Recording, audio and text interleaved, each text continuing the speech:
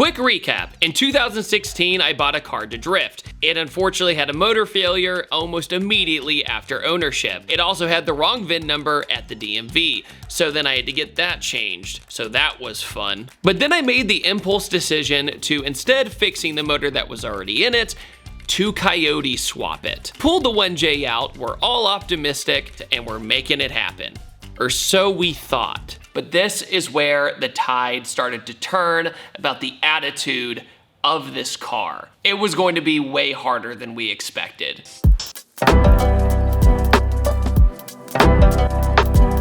It was definitely one of those things where, you know, the Coyote motor is obviously way wider than any type of inline six or an LS motor or anything of that nature. So I wouldn't say it was quite a fiasco to fit it in, but it was most certainly different than normal, I would say. Hey, and welcome to the next episode of the Coyote 240 series. So let's talk Coyote swap parts. That's all we're gonna be doing today, and we're gonna try to see if the bell housing adapter actually fits and what we have to do to actually make it fit. We already had to find different pressure plate bolts for the clutch because the flywheel originally that came with the crate motor didn't fit the clutch we were using on our transmission. Alan, we have a... That's how I feel too. I'm just gonna let him finish. In order to do a Coyote swap in pretty much anything, first you're gonna need a transmission, actually. And we went with the T56. It was in the 03 Cobra, the Z28 Camaro, the Dodge Viper, you name it, it was in it. And the Tremec transmission is way better than the MT82 that already comes in the Mustang GT. And it's always like one of those things, it's like, yeah, this is bolt-on. Right. We always get into these situations where it's always like, yeah, this is supposed to work. And it's like, yeah, it doesn't. So one thing you're really gonna need for this is a QuickTime bell housing adapter. So by doing that, you can adjust to whatever bell housing you need for what transmission you need. So a lot of people think that they can use a Collins adapter for a CD009, which is at a 350Z, maybe to try and retrofit that to a Coyote, but they don't make that adapter. However, another reason to get a Tremec is because they do make the adapter. So give me a second. This big thing that's about half my body weight is a QuickTime bell housing. It's SFI approved. This thing is beefy, very heavy, and it's gonna protect you in case you have a clutch explosion. So let's pray that does not happen. If it does happen, I'm gonna be A-okay, and that's important. So that goes on behind the flywheel and the clutch. So we're gonna try and fit this on. Okay, for clutch, we went McLeod, and this is the Street Extreme. But the thing is originally you come with, not this one, this is the McLeod flywheel that I had to buy. Gotta put that aside over her. This is the stock flywheel, and what I learned is if you use a 2017 Coyote for your swap for a Tremec, so, stop! This is the stock flywheel, and in the newer years, 2016, 2017, they changed the pattern. So when you try to adapt this clutch, which is actually from a 99 to 04 Mustang, this is what you need to use for the swap. Shout out to CJ Pony Parts for basically recommending all this stuff, but that flywheel doesn't fit to the Street Extreme clutch, that's modular motor. And this is actually from a 2011 Coyote generation. That's the little bit of difference it took. So look at this pattern right here, and then look at this pattern. That works, that does not. So this is a 26 spline that goes into a 26 spline clutch. So you have to make sure you do that right as well, because I think the MT82 is 23 spline. So little tricks like that is a lot of research. These Tremec transmissions are not cheap, but they are totally worth it in my opinion. And also, it will bolt up to the Coyote when you do enough research. All right, so we're gonna try to put the bell housing onto the trans. We don't have the bolts for it, unfortunately, but we'll just go across the street and get some bolts. It don't fit. Actually, it does fit. It fits flush up here, but it doesn't fit on the bottom. I see it. You done see it? I done see it. There's a little bit of spare metal in the way. A little bit of slag. So we're gonna shred that down.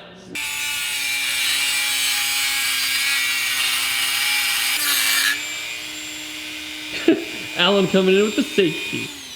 So this metal is actually sticking out to about here, and what that was doing was the bell housing that adapts to the Coyote was not fitting on there. So this man on point.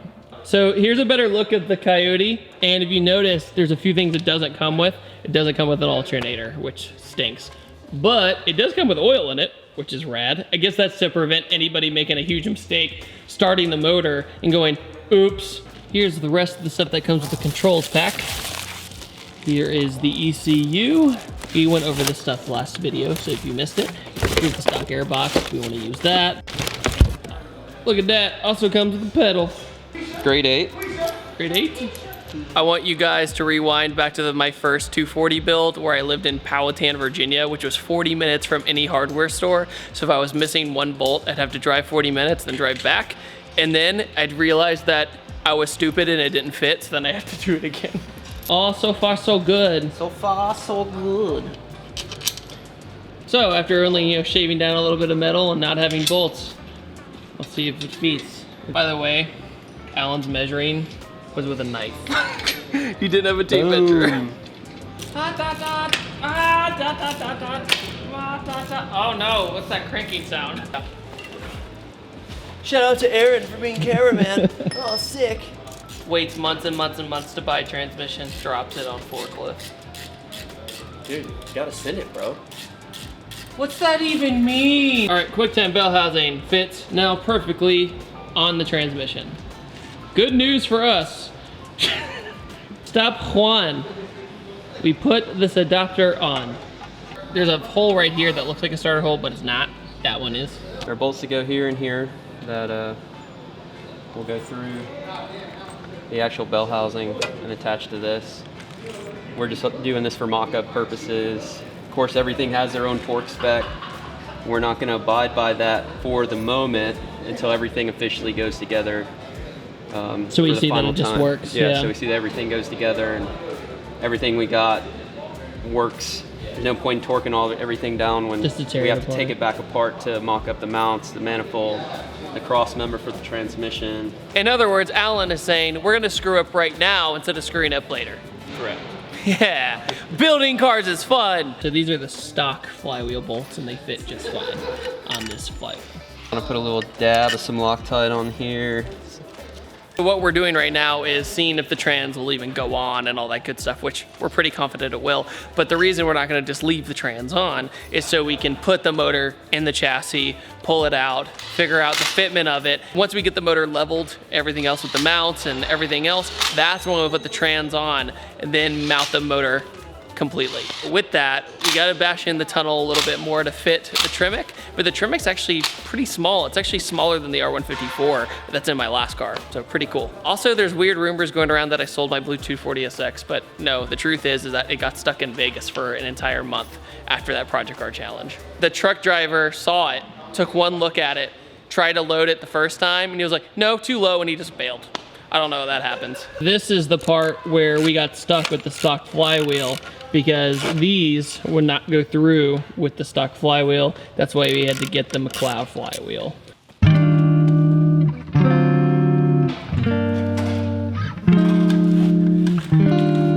Get on now. Building cars brings people together in all sorts of ways. So it'll at least seat in the dial a little better.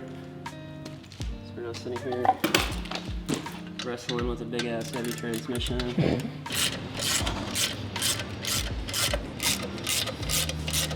That's what it's basically gonna look like under the car. Ah! The fork in the transmission that pulls the clutch is missing. So I have to get that as well.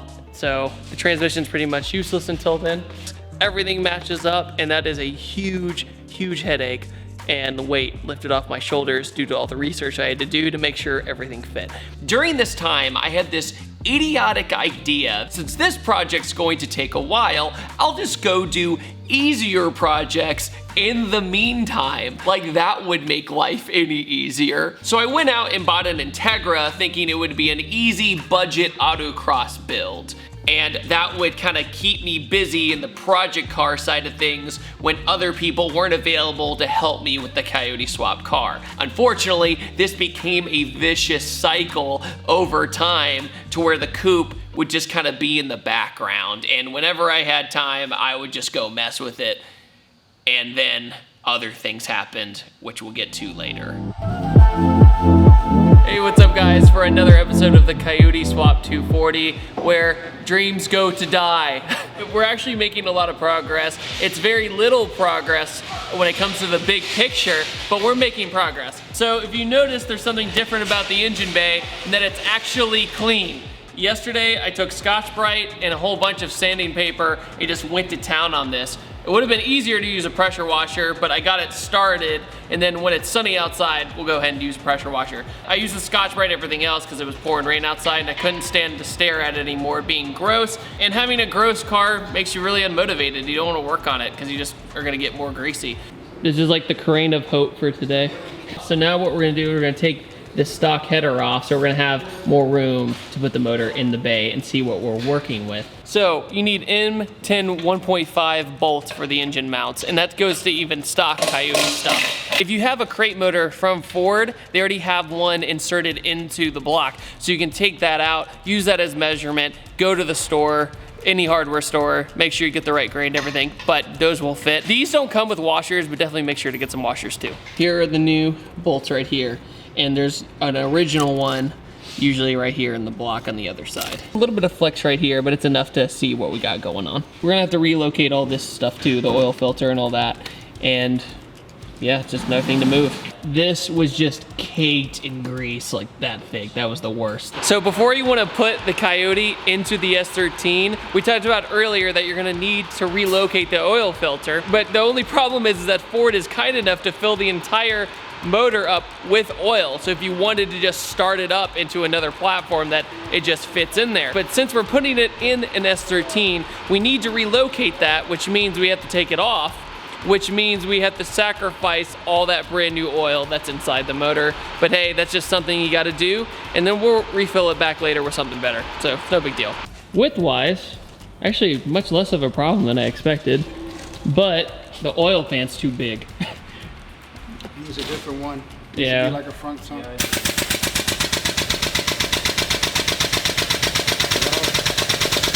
Big freaking oil pan, I didn't think about that. Okay, so here's where we're at. The Coyote, width-wise, it actually goes down. It's not too shabby. And also length-wise. The only problem though is the oil pan needs to be switched from a rear sump to a front sump. So I'm gonna have to buy a new oil pan that's a front sump and all that good stuff. So the next time we put this in, it should get better. It's not gonna be perfect, but we're making progress. Also, to make our life easier, we're gonna have to modify the core support, which is gonna give us like an extra 2 inches of clearance. So to do that, we're not gonna chop up the car too much yet.